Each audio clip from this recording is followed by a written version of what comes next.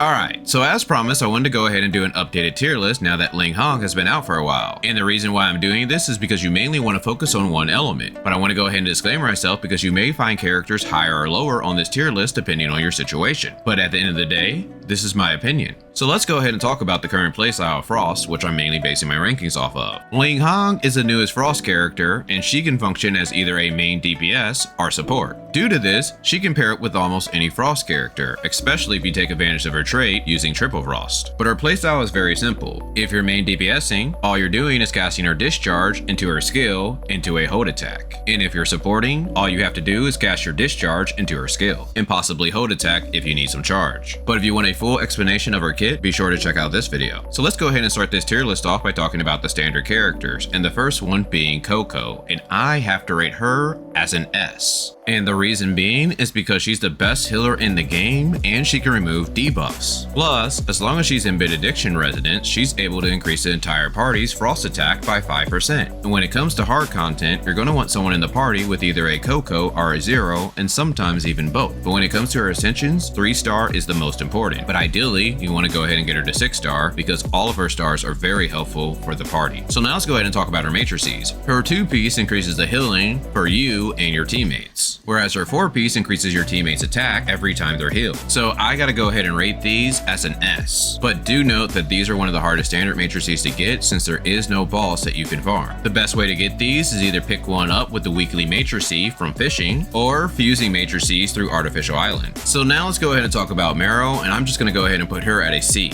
The main reason for this is because her only utility is a tank, but there are better options out there. On top of that, when you cast your skill, it can sometimes ruin the positioning of your teammates, causing for a DPS loss. Bringing us to her matrices, to where her 2-piece grants you a shield, but there's just better 2-pieces out there, and her 4-piece is only good for herself. So I gotta rate these as a D. Then we got Tsubasa, and I'm going to rate her as a C. Now she is a good buffer, and her skill cooldown is also short, but she does have some downsides to where her animations are long, and she needs to dodge to buff, causing her to be on the field a little bit too long. On top of that, you need to get her to 6-star so that way you get the biggest buff possible. Due to this, characters like Claudia are preferred because her 1-star can match Tsubasa's 6-star and she has faster animations. But if you're just starting the game, her trait is pretty good, especially if you're not able to get a copy of Samir. But do note that all new characters have this 18% final damage, which is just better than Tsubasa's trait. Bringing us to her matrices, to where her 2-piece increases the damage by 20% as long as enemies are not within 4 meters. So if you can keep your distance, this 2-piece can be pretty good. Where her 4-piece, like Meryl's,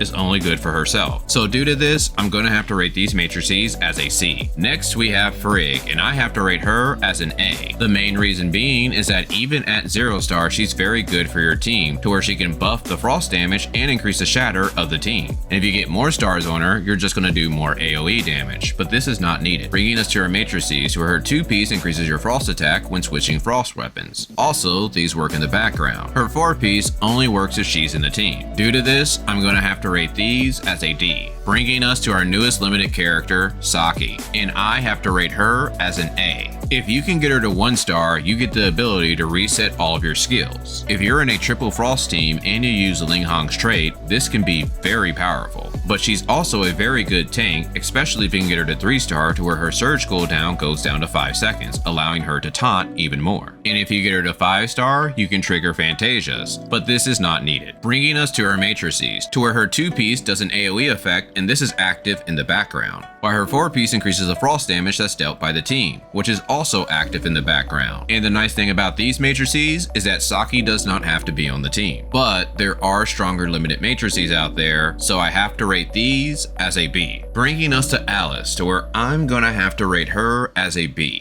Now Alyss is a good character, especially if you can get her A1, allowing her to summon her clone, but sadly Alyss's clone does not proc the extra damage from Ling Han's trait and Triple Frost, which lowers her value a bit. Also, since she's had her 3rd rerun, there's a good chance she's going to be added to the standard banner very soon. Which brings us to her matrices, to where her 2-piece increases final damage and also slightly increases frost damage, but her 4-piece only works if she's on the team. Due to this, I have to rate these matrices as a C, bringing us to Icarus, and I'm gonna rate him as an A, to where he's basically the opposite of Alyss, to where he really takes advantage of Triple Frost, fully utilizing Ling Han's trait, which he can do even at 0 star. But outside this team, there are stronger units, and he does require a few more stars, which I don't recommend. Bringing us to his matrices, to where his 2-piece just grants elemental damage regardless of which weapon you're using, whereas 4-piece will greatly increase your elemental damage as long as you deal frost damage. There are a few stronger limited matrices, but this is one of the few matrices that does not require the weapon. So I'm gonna rate these as an A. Bringing us to Yulon, and I have to rate her as an S. Now she has the ability to be either a main DPS or support, whereas as a support she's amazing because she allows you to cast more discharges. But as a main DPS, ideally you want to try to get her to 6 star if you're comparing her to Ling Han, which may not be worth depending on your budget. But when it comes to supporting, she's good at 0 star. But there are a few stars that you might want to take note of. Her 1 star increases the team's final damage, allowing you to output more DPS, whereas 3 star will allow you to gain health, which can be very helpful for the current Frost team. Bringing us to her matrices, starting with her 2-piece, to where as long as you have 1 Frost weapon equipped, you're able to do AoE damage as well as increase your final damage, to where her 4-piece greatly increases your elemental damage, and it also increases your final damage once again as long as she's on the team. These are very powerful, so I have to rate these as an S. Bringing us to our newest limited character, Ling Han, and I have to rate her as an S. She can work either as a main DPS or support, both providing a lot of damage to the team. She is strong even at A0, but her A1 does give a big boost in damage, with her other stars giving a nice DPS increase as well. Her only problem is that none of her stars help with survivability. Due to this, you have a few options. You either want to pair her up with a healer, try to get a 3-star Yulon, or at the very least, get 1 copy of the upcoming altar character, Nan. Which brings us to her matrices, to where her 2-piece is not very good, to where all it does is just increase elemental damage and slightly increase her AoE damage. But she makes up for this with her 4-piece, to where it greatly increases final damage, and as long as she's on the team, it increases all attack by 12%. Due to this, I have to rate these as an S. Bringing us to the support element altered, and the first one we need to talk about is Lin, and I'm going to rate her as a C, to where she really does not bring much for the Frost team, and you want to have her at 6 star to fully bring out her damage, and I recommend that you don't do that. Bringing us to her matrices,